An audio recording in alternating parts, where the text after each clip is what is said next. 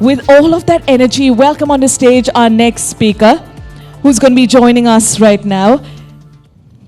Unlocking creativity in DOOH.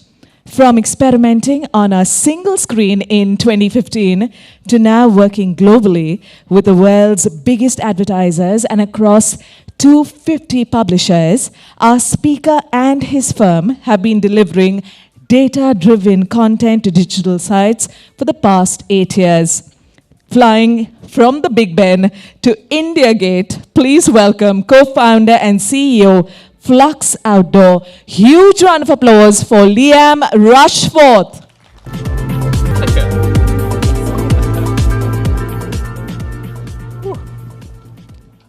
Hello, hello. I was about to do that exercise, so I'm glad we've got it over. Just waiting for a click. Let's go.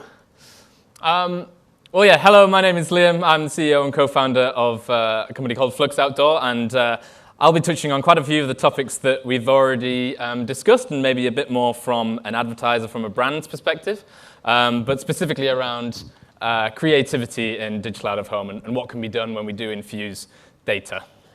Thank you so much. So I'll introduce myself a little bit more, but I wanted to start with a campaign that does the rounds regularly on social media and is hailed as one of the most creative campaigns. So apologies if you've seen this before. It's actually a campaign from 10 years ago from British Airways. Yeah, we'll talk about it after this. This video does have sound, if that's available. Nope. Well, I'll talk you through it. This is, here we go. There we go. What the public saw as magic was actually a carefully orchestrated feat of technology. We mounted an ADS-B antenna on the roof of a nearby building to read live data directly from each aircraft's transponder within 200 kilometers. All aircraft emit radio waves containing their speed, altitude, GPS location, and a call sign. Our antenna was connected to a PC with a custom-built application, which identified the British Airways planes and sent the data to our cloud server that controlled the billboards. We created a virtual trigger zone in the sky that acted like a tripwire, so that when a BA plane entered our trigger zone, within 0.2 seconds we'd cross-reference the registration number with flight data from Heathrow to determine the destination. Cloud altitude data told us if the plane could be seen, and if it could, the information was sent to our billboard, interrupting the current content and playing our ad.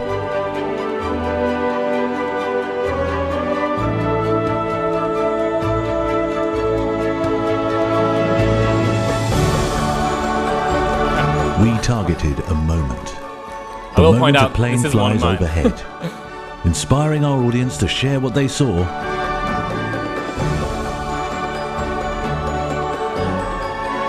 and igniting their passion to explore the world.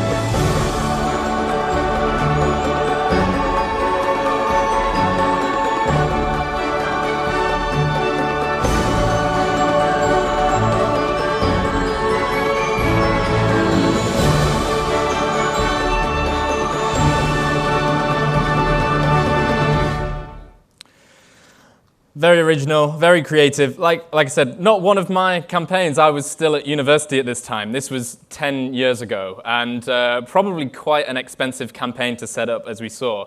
But it did win. It was the Grand Prix winner at Cannes Lion Festival of Creativity. But while I was at university and I saw this ad, it piqued my interest in the medium. I was actually studying electronic engineering at the time, but after having seen this campaign, every time I saw a digital out-of-home screen, I couldn't help but thinking it could be doing more for the audience, but also for the brand as well.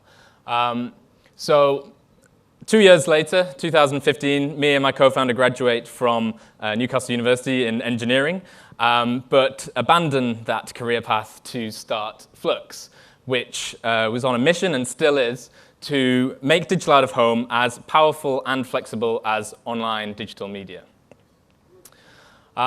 So we started, I think as introduced, with a a single screen in the city of Newcastle, England, and particularly lent into all of the technological aspects that you could do with a digital screen.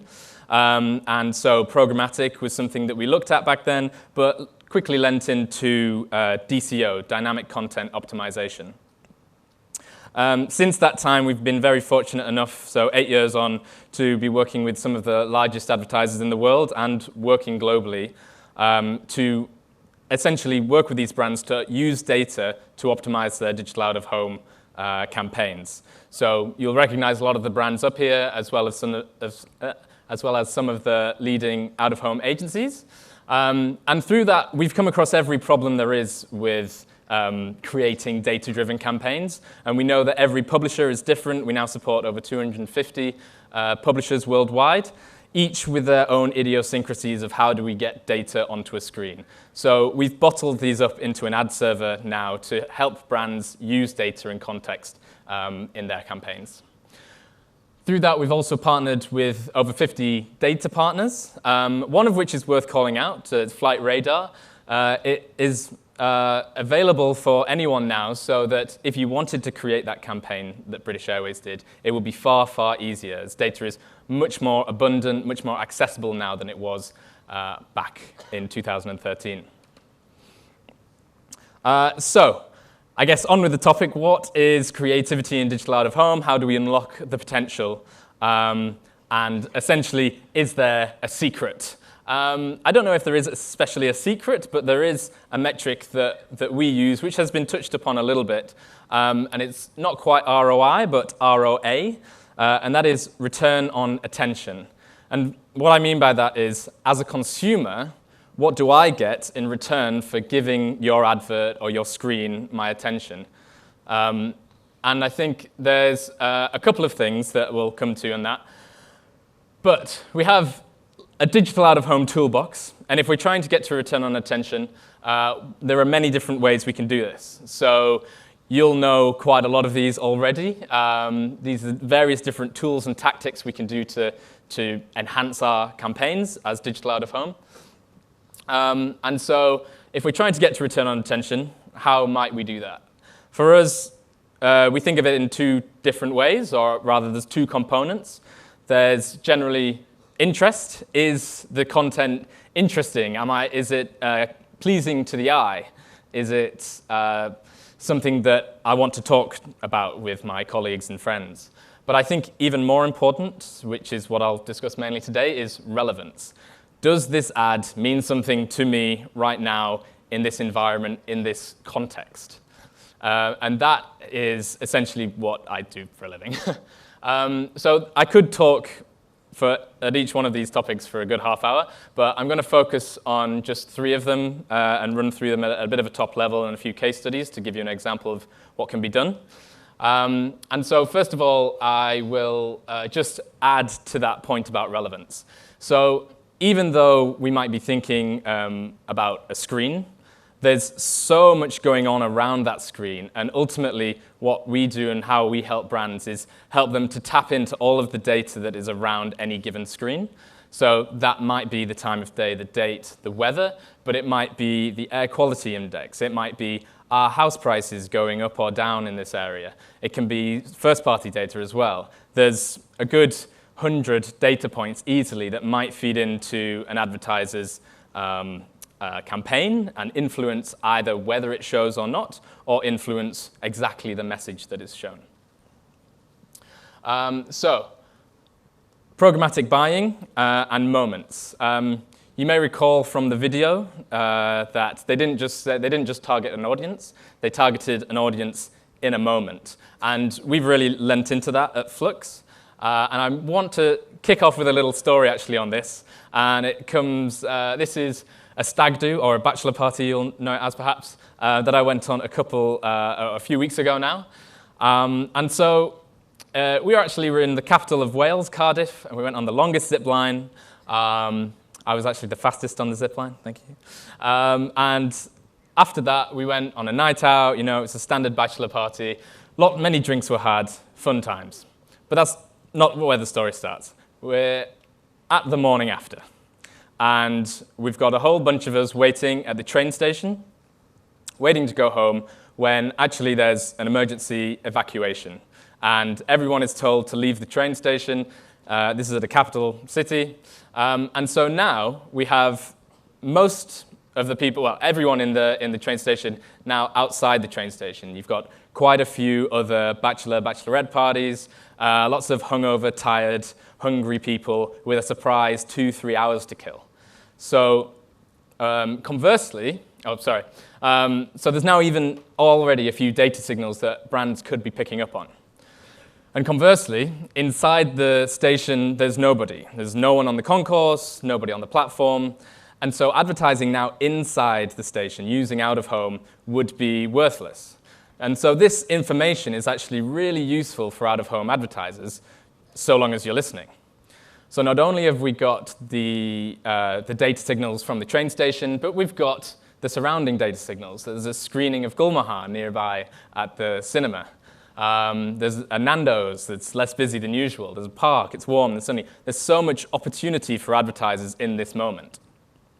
And so you may or may not recognize some of these brands, but this is exactly the type of moment that a brand could be using to their advantage to say, hey, you've got 2-3 hours to kill, why not go see a film? You can't go anywhere yet. And so we've actually expanded this idea of moments and capitalizing upon human events and behaviors into something that we actually have as a product now, and that we plug into programmatic buying platforms, into DSPs, so that audiences or brands can utilize these moments and start to enhance or hone in on specific moments that would appeal to their brand. And so there's a whole variety of these moments that we have, that when the sun is shining, to hiking conditions. There's maybe over 150 that we have. And some of them may appear more simple than others. For example, when the shops are open. Okay, so 9 a.m. till 7 p.m., right? Well, yeah, okay, maybe for one store, maybe for 10 stores. But what about for 50? What about for 100 stores scattered across the country or scattered across the world?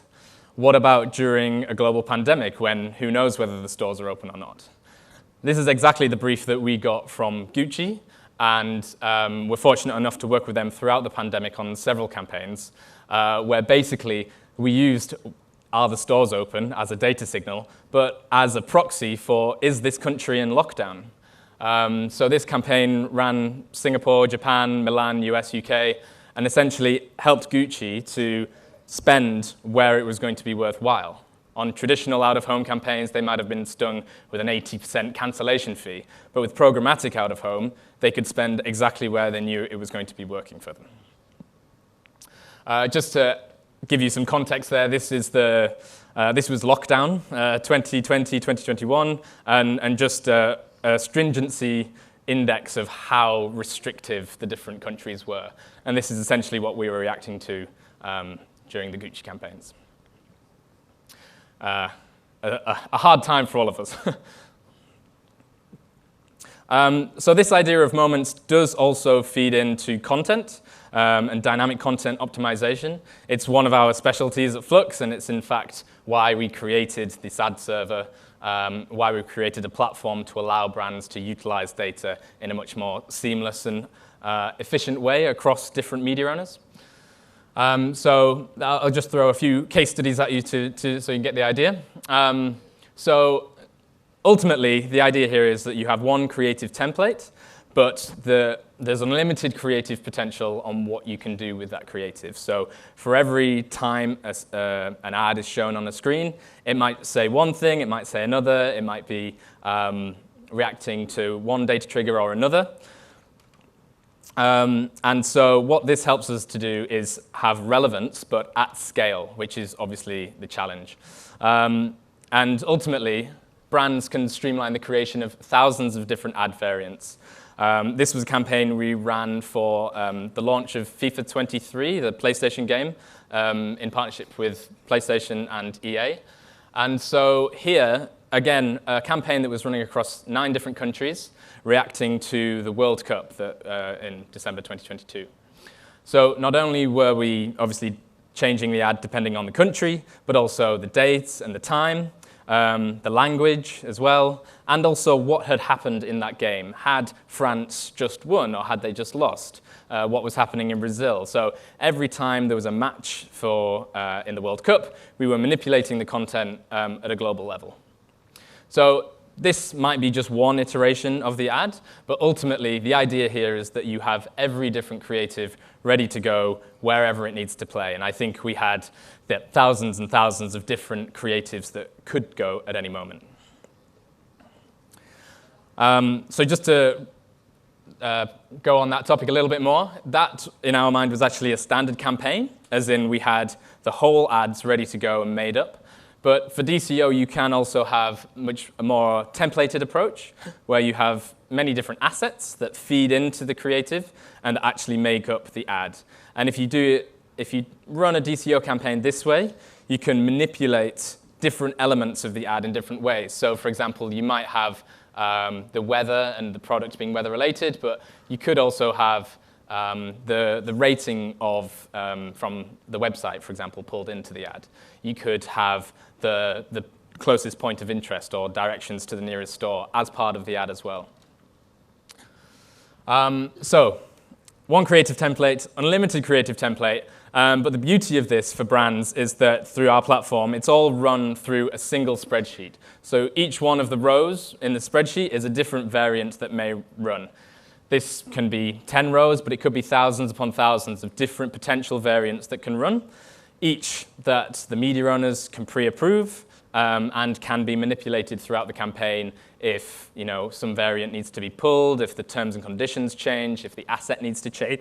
Sorry, if the asset needs to change. Samsung we have done several campaigns with. This is one of the ones where they actually pulled in data from Strava as well. So this immediately makes a campaign more compelling. I think there's many statistics to show that just calling out the location of where the screen is, where the ad is, suddenly makes it feel much more like it's relevant to me. It's not just a broadcast message to the whole world. This campaign in particular was pulling in data from the smartwatches nearby. How much was Westminster working out for today? This kind of campaign, I think this campaign did win an award. And yeah, using data to make campaigns relevant is a consistent theme across all creative awards in the out-of-home space. Another one we ran, this was a couple of years ago now, but really interesting campaign for Visa. Essentially, this is London Waterloo Station. We are taking the time of the trains running, making sure they're not delayed or cancelled, obviously, and pointing out local retailers at the destinations that they can go to. So it really hit home for Visa, who wanted to advertise the shopping local, that wherever they go in the UK or from Waterloo Station, there's always a local store that is supported by Visa that you should go to. And it was a really nice community message. And finally, just one more that was a little more recent, and just to advertise that, what we're seeing a lot more of now, especially in content-optimized campaigns, is the usage of first-party data, so that's the brand's own data. In this case, it was a competition that Cadbury's ran earlier this year about where you could win special award, competition-winning eggs. So here, everything about this campaign was optimized to who has won an award for Cadbury's, where has it been won, and so highlighting the locations, or the supermarkets in this case, where actual prizes had been won really brought home the feeling that I, as a consumer, could be a winner as well. And finally, I just wanted to touch upon 3D, because I know it's an interesting topic. It's not something that we personally create. We work with a company called DOOH.com on 3D, but it's a really exciting and in-demand area of digital out-of-home at the moment. So I just wanted to grab a few slides from them and showcase what can be done here. So another campaign from PlayStation. And this was the launch of the PS5, actually. But ultimately, with any 3D campaign, what you're trying to do is create that feeling of space. And essentially, any screen can be a 3D screen. It doesn't need to be Piccadilly Circus. It doesn't need to be Times Square. Anything that the only requirement is it needs to be a full motion screen. So obviously, you need to create that feeling of depth through the motion. But aside from that, there's not really much more to it. It's worth thinking about the angle that you can view and effectively view the 3D. At that location, can you dwell? Can consumers stay there and actually absorb the content? And therefore, also, is it a high footfall location? One thing that is commonly missed or sometimes missed is that advertisers only use behind the screen in terms of what is available 3D. But what you need to remember is that if you're 3D, you can come out the screen as well. So there's quite a lot of place or space to play with, rather, when doing 3D content. This, just a quick case study on again, not one of ours, but a really good 3D campaign, which was on one screen, but was also interactive and allowed people to design their own sandwiches.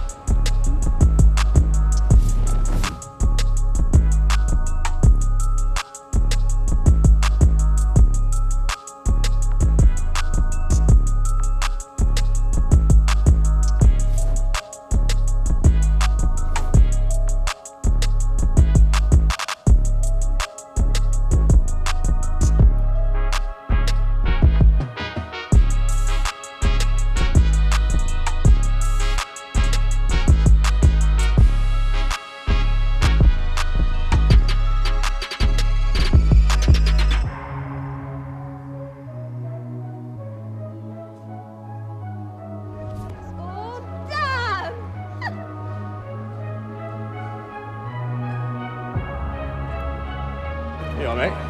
You're welcome, dude. This is the ultimate return on attention, getting a sandwich at the end. Good.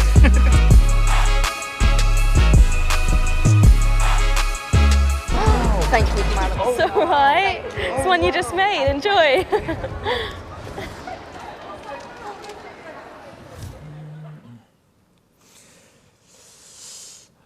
So yeah, just to hit home as a takeaway, the one thing that really unlocks creativity is when you focus on the consumer, focus on creating relevance for the consumer. It not only makes it more engaging for the audience, but it also has a much deeper impact and therefore makes it more performant for the brand as well. The other side of it, interest as well, needs to start with something eye-catching, something visual. Pushing social norms or social boundaries is something that often creates a lot of interest around a topic. So yes, please think about these things or speak about them to the advertisers when they're promoting on digital out-of-home in particular. I think that is everything from me. Just thank you very much.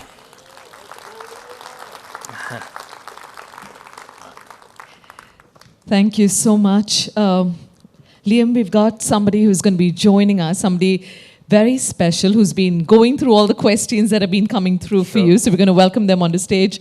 Ladies and gentlemen, please welcome the director of Walk the Talk, Hardeep Singh, who's going to be joining us right now. Loud round of applause whenever any special person walks onto stage, right?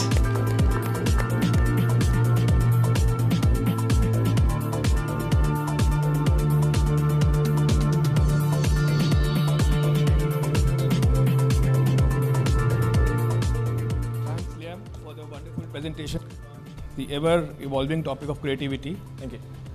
So, coming on the first question by Vishnu. With limited time to capture attention, how can advertisers, media owners leverage interactive elements in DOOH to engage audience and increase the creativity or effectiveness of their campaign? Good question. I think one of the things that is often forgotten with out-of-home is simply to keep it simple. If you typically don't have a lot of time to capture attention, so the general rule of thumb is no more than 5 to 10 words. If you can make something big and bold and bright, that is generally what captures attention. In regards to interactivity, it is much more difficult, I will say, because not many screens actually allow interactivity. There's generally designated screens that have that interactive element. So generally, if you're talking about to capture scale and reach and frequency, keeping it simple is by far the best that I can do, or that I can offer as advice. But keeping it simple doesn't mean not being relevant. It just means don't put too much on the page, you know? I think that's the best. Thank you. Next from Mr. Srinivas Raju, Idea Cafe. Does hyper-local personalization of DCO lead to fewer impressions? How can one solve this? Absolutely not. I do not think it leads to, well, the impressions arguably should stay the same because you're still, and rather the impressions should be actually more impactful because rather than just glancing at a screen, you absorb it more because it's relevant, because it is more optimized for the specific location and time of day and everything that we're in. And so, yeah, there's two different aspects to this. It's either using data to trigger media line items, which is programmatic buying, or using data to optimize content. But optimizing content doesn't preclude the ad. It just means that the ad is more relevant at the time. Thank you. Next from Mr. Rajesh Kumar from Armour Digital. What should be an effective creative duration to capture the attention of the audience? And what should be the frequency of the ad on the screen? Ooh, good question. It's not something that we often get a lot of insight into. Generally, that's something that the media owners set depending on the location. You will typically find higher dwell times longer ad spot lengths at places where there are higher dwell times. Metro stations, for example. But 10 seconds is the standard, and that should be plenty of time for people who are walking past a screen. To capture attention, that's all you need, really, because one of the benefits of digital out of home is that it's always changing. So even the transition from one ad to the next, the color change is enough to attract someone. But like I say, as far as I personally have seen, the ones with either a big, beautiful image or a few big words are the ones that are absorbed the most. Now time for you to choose the best amongst the three. You want me to repeat? I think I'll go, yeah, actually, let's see.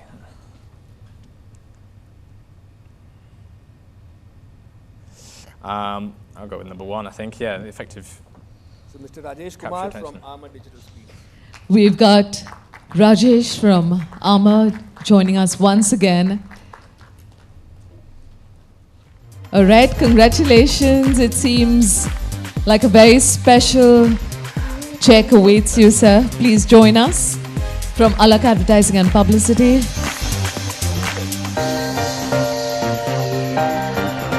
Ladies and gentlemen, join us in congratulating Rajesh.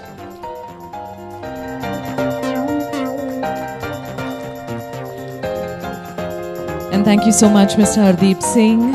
Cheers. But before you leave, a memento, please. Thank you. Can we please have the memento being brought onto stage? Thank you.